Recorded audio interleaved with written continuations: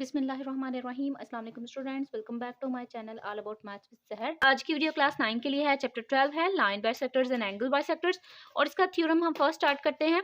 अब first theorem में क्या चीज़ है, any point on the right bisector of the line segment is equidistant from its and point. इसका मतलब ये है कि उसने बोला है कि अगर कोई भी राइट बाइसेक्टर मिलता है, कोई भी राइट यानी कि बाइसेक्टर्स होते हैं लेकिन वो थोड़े से जो है वो कट दूसरे तरीके से भी कर सकते हैं, लेकिन उसने राइट बाइसेक्टर की बात ये बताई है कि जब वो कट करे तो वो क्या हो, एक तो परपेंडिकुलर भी हो और वो 90 का एंगल बनाए। राइट की वजह से हमें 90 का एंगल जो है वो माइंड में आता है। ठीक है, एक चीज आपने ये याद रखनी है, ऑफ द लाइन सेगमेंट, जो भी लाइन होगा any point on the right sector, यानी कि जिस पॉइंट से वो राइट बाय सेक्टर बन रहा है किसी एक लाइन सेगमेंट के ऊपर, is equidistant from its and point, यानी कि वो उसके एंड पॉइंट से इक्विडिस्टेंस है। एपी एंड पीबी दोनों साइड से जो है वो एंगल क्या होंगे, इक्वल होंगे। ठीक है, ये चीज आपने प्रूव करनी है।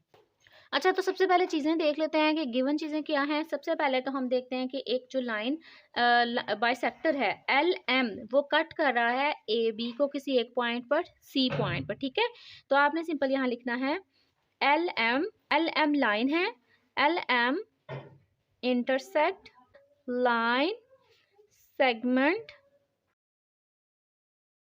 ए बी एट, क्योंकि एल एम एक लाइन है जो कि कट कर रहा है ए बी जो कि एक लाइन सेगमेंट है उसको किसी एक पॉइंट पे, सी पॉइंट पे। तो आपने सिंपल लिखना है L M intersect line segment. अब यहाँ पे सिंपल लिख भी सकते हैं लाइन अलाइन एल एम, आप ये भी लिख लें a line L M intersect line segment A B at point C. ठीक है, एक तो ये चीज गिवन है हमारे पास, और एक चीज ये है कि हमने देखना है जो एल एम है वो क्या है, परपेंडिकुलर है ए बी पर।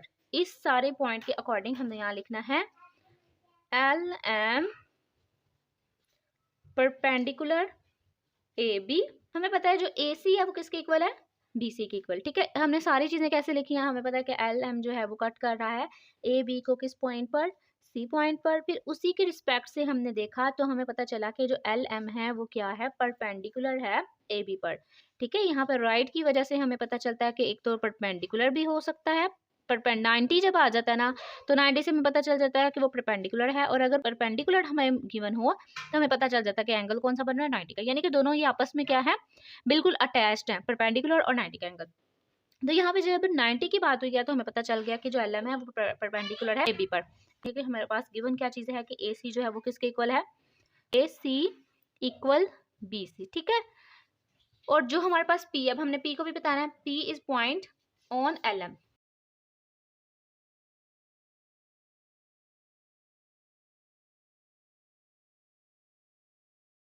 ये चीज़ आपने सारी गिवन लिख ली। अब हमने नेक्स्ट जो स्टेप करना है वो करना है किसका, टू प्रूव। हमने प्रूव क्या करना है, यहाँ पे मैं वो भी लिख लेती हूँ। अच्छा जी, प्रूव हमें सिंपली ये करना है कि जो हमारे पास इसके एंड पॉइंट है ना ये इक्वल है, एपी एंड बीपी, ये फाइंड करना है हमने। या आप पी से पी पहले रख ले, P A and P B. हमने सिंपल ये प्रूव करना है P A equal P B. ठीक है, सिंपल हम ये प्रूफ करेंगे। तो अब हमें जो जो कंस्ट्रक्ट करने की चीज़ है हम वो देख लेते हैं। सबसे पहले तो हम कंस्ट्रक्ट क्या करेंगे, पी को अटैच कर देंगे ए के साथ और बी के साथ, दोनों के साथ कर देंगे। तो ये चीज़ भी हम यहाँ पे लिख देते हैं। कंस्ट्रक्ट हमने सिंपल क्या करना है, ज्वाइन करना है पी को ए के साथ और बी के साथ, दोनों के साथ। Join P to the points A and B. ठीक है, दोनों के साथ हमने ज्वाइन कर दिया। अब हम सिंपल इसको प्रूव करने की तरफ आते हैं। सारी चीजें हमारे पास गिवन है और हमने इन सब चीजों को देखते हुए जो है वो क्या कर देना है, प्रूव कर देना है इस थ्योरम को। ठीक है, तो प्रूव यहाँ पे लिखते हैं। प्रूव में हमें दो चीजें चाहिए होती हैं। ठीक है, अगर हम थ्योरम स्टार्ट करते हैं तो थ्योरम स्टार्ट करने से हमें चार चीजें चाहिए होती हैं। चार कैसे, given, to prove, construction and prove. और प्रूव में फर्दर हमें एक तो चाहिए होती है स्टेटमेंट रेखा, उसकी रीजन चाहिए होती है कि हम क्यों, और वो रीजन हम लिखते हैं इन सब चीजों को देखते हुए। ठीक है, जो चीजें गिवन होती हैं, जो हमने प्रूव करनी होती है, उन सबको देखते हुए ना हमने वो रीजन लिखनी होती है। ठीक है, तो आप सिंपल यहाँ पे दो चीजें जो हैं वो बनाएंगे, दो इसकी कॉलम बनाओगे, एक तो स्टेटमेंट की और दूसरी हमने बनानी है रीजंस की। अच्छा जी, जैसे कि हमें पता है कि हमने प्रूव करना है P A is equal P B. ठीक है, ये प्रूव करना है तो हम ना क्या करते हैं कि एक ट्राइंगल सेपरेट सेपरेट कंसीडर कर लेते हैं। तो हमने कौन सी ट्राइंगल सबसे पहले करनी है, दो ट्राइंगल करनी है और उनको आपस में जो है वो रिलेट करना है। यहाँ पे हमारे पास फर्स्ट ट्राइंगल है ए सी पी, तो यहाँ पे आप ट्राइंगल का साइन लगाओगे ए सी पी और इसको रिलेट कर देना है हमने बी सी पी के साथ। ठीक है, क्योंकि ये दोनों आपस में क्या है, सिमिलर हैं, तो सिमिलर के अकॉर्डिंग हम यहाँ पे इनको रिलेट कर सकते हैं, बी सी पी। अच्छा, ये हमने ट्रायंगल जब रिलेट की तो हमारे पास कुछ चीज़ें गिवन ऐसी थी जिनको हम जो है वो फर्दर यूज़ कर सकते हैं। जैसे कि हमारे पास फर्स्ट ऑफ ऑल क्या है, ए सी बी सी। जब हमने इस ट्रायंगल को आपस में सिमिलर किया, रिलेट किया, तो हमें एक चीज़ ये पता है कि ए सी जो है वो किसके इक्वल है, ए सी इक्वल बी सी। और यहाँ पे आपने रीजन में लिखना है गिवन, इसलिए हमने इसको यहाँ पे लिख दिया। अब सेकंड चीज यहाँ पे हमारे पास क्या थी, एक परपेंडिकुलर फॉर्म थी और 90 की फॉर्म थी। ठीक है, ये चीज हमने कर ली। अब हम 90 को रिलेट करेंगे, लेकिन हम किस रीजन से करेंगे, एंगल के अकॉर्डिंग। एंगल यहाँ पे हम रीजन लिखेंगे उसका कि ये 90 का एंगल है और वो परपेंडिकुलर इस वजह से। ठीक है, बल्कि परपेंडिकुलर होने की वजह से वो 90 है। और उनका एंगल कौन सा है, A C P, A C P A C P equal B C P.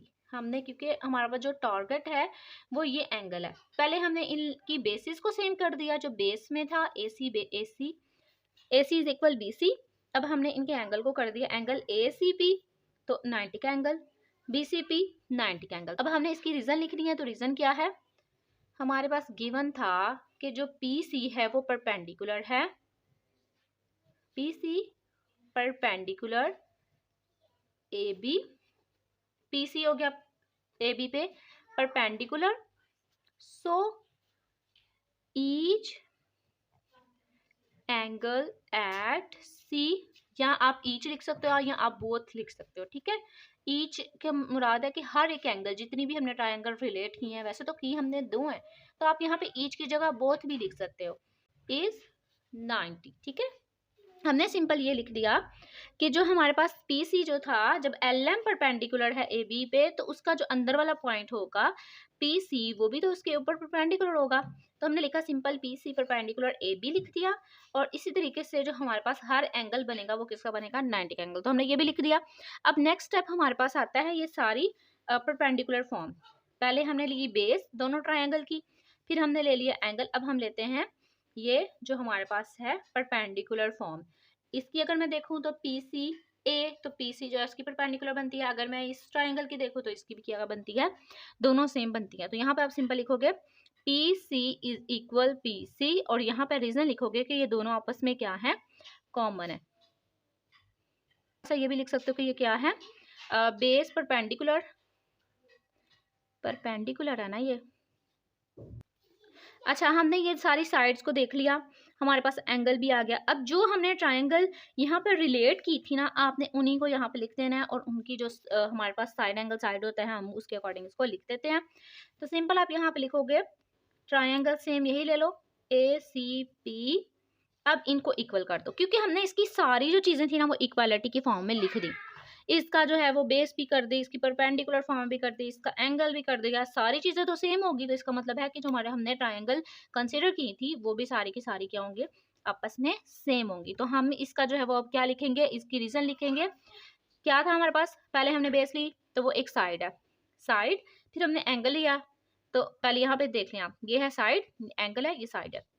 तो साइड एंगल साइड जो है वो यहाँ पे हमने इसको लिख दिया, और दोनों के लिए यही सेम चीज़ आएगी। ठीक है, तो प्रूफ हो गया। जब हमारे पास इसकी perpendicular form, base form, angle same होगा तो इसका जो हाइपोटेन्यूस होगा वो भी तो सेम होगा। तो हमने यहाँ पे सिंपल लिख देना है, hence P A is equal P B. जो हमने प्रूव करना था कि पी ए जो है वो सारी साइड्स इक्वल हो गई। ठीक है, उसकी ट्रायंगल सिमिलर हो गई। जब हमारे पास ट्रायंगल सिमिलर होगी तो हमारे पास ऑटोमेटिकली पी ए जो है वो पी बी के सिमिलर हो जाएगा। सिंपल आपने यहाँ लिखना है कोरस्पॉन्डिंग साइड्स और कन्ग्रेंट, यानी कि ये सेम थी ना, तो कन्ग्रेंट जो है वो मैं यहाँ पे सिमिलर वर्ड यूज कर रही थी, कन्ग्रेंट भी आप यूज कर सकते हो। ठीक है, कॉन्ग्रुएंट का मतलब होता है कि सारी साइड जो है वो सेम होंगी, इक्वल होंगी, ठीक है। तो ये हमने यहाँ पे प्रूव कर लिया है। बिल्कुल आसान सा थ्योरम था। इसको आपने, अगर आपको नहीं समझ आ रही, आप फिर से एक दफ़ा वीडियो देखें, आपको फिर से समझ आ जाएगी।